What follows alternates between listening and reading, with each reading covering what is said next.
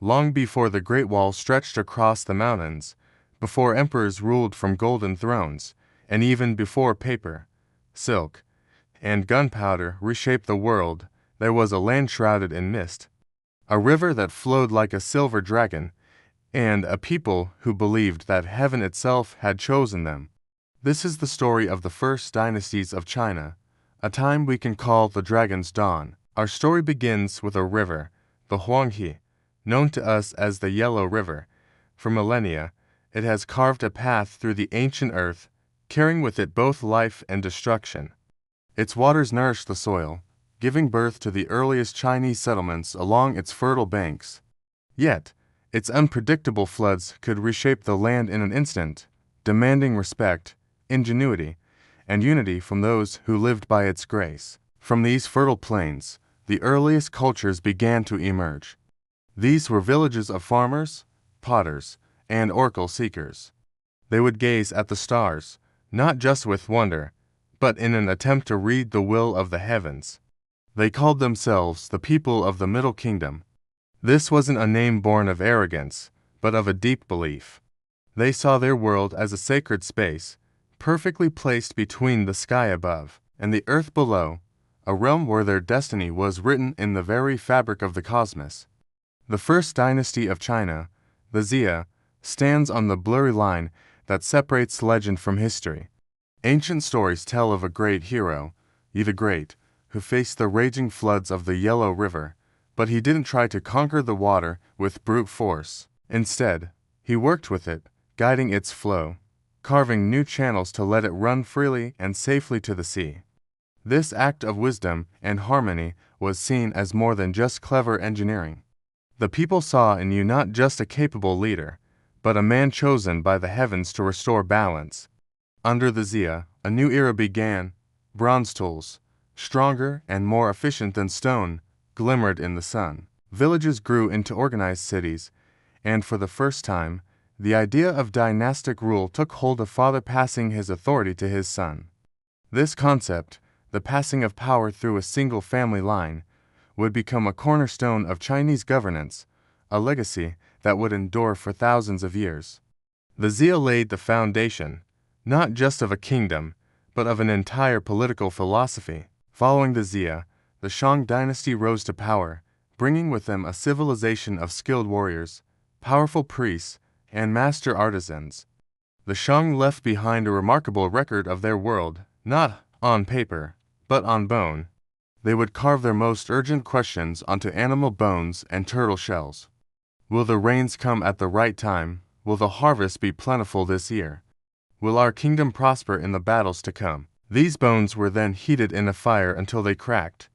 The king and his diviners would interpret the patterns of these cracks, believing they were messages from their ancestors, answers from the spirit world. These oracle bones are more than just historical curiosities. They represent the birth of the earliest form of Chinese writing. The symbols etched onto them would evolve over centuries into one of the world's oldest continuously used writing systems, a direct link to the ancient past. The Shang kings ruled from massive walled cities, centers of power filled with bronze weapons, swift war chariots, and shimmering ritual vessels used in elaborate ceremonies. Their drums thundered on the battlefield, a terrifying sound to their enemies, and their sacred fires lit up the night sky during ceremonies meant to honor the gods and ancestors. The Shang were a military and spiritual powerhouse, projecting their authority through both conquest and ritual. But in history, power shifts like the wind. The Zhou, a neighboring people, eventually rose up against the Shang. To justify their rebellion, they introduced a revolutionary concept, one that would shape Chinese civilization forever: the mandate of heaven. This powerful idea declared that a ruler was not chosen by blood alone, but by virtue. A just and wise king, who ruled for the good of his people, was said to have the blessing of the heavens. However, if a ruler became cruel or corrupt, the heavens would show their displeasure through signs: devastating storms, earthquakes, or widespread famine. These disasters were not seen as random acts of nature, but as cosmic warnings. When these signs appeared, it meant the ruler had lost the mandate of heaven, and the people had the right, even the duty, to overthrow him and find a new leader worthy of the heaven's blessing. Under the long reign of the Zhou dynasty, philosophy blossomed. This was the era that gave birth to China's most influential schools of thought. Thinkers grappled with the great questions of life: how to live in harmony, the importance of ritual, the balance between humanity and nature.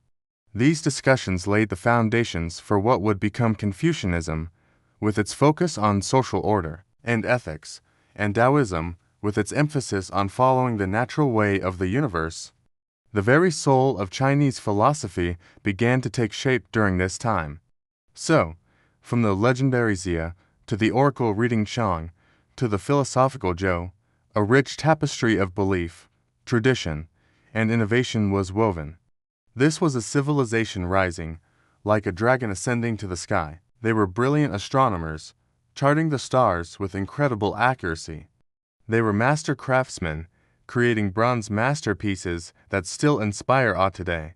They were innovators who cultivated silk, a fabric that would one day connect them to the distant Roman Empire, and they built roads that stretched far beyond the horizon, connecting their vast kingdom. This period was not just the dawn of a nation called China, it was the birth of a profound and enduring culture, one that would influence the world for millennia. And even today, the legacy of that dawn glows brightly. You can see it in the villages that still dot the banks of the Yellow River. You can find it in the elegant characters brushed by calligraphers, a direct echo of the oracle bones. And you can hear it in the ancient stories still whispered by elders. The dragon's dawn still shines, lighting the path from the past to the present. Because the first dynasties of China did not simply build a kingdom, they built a world. Thank you for joining us on this journey back in time. If you found this story fascinating, don't forget to like, subscribe, and hit the notification bell to explore more incredible chapters of human history with us.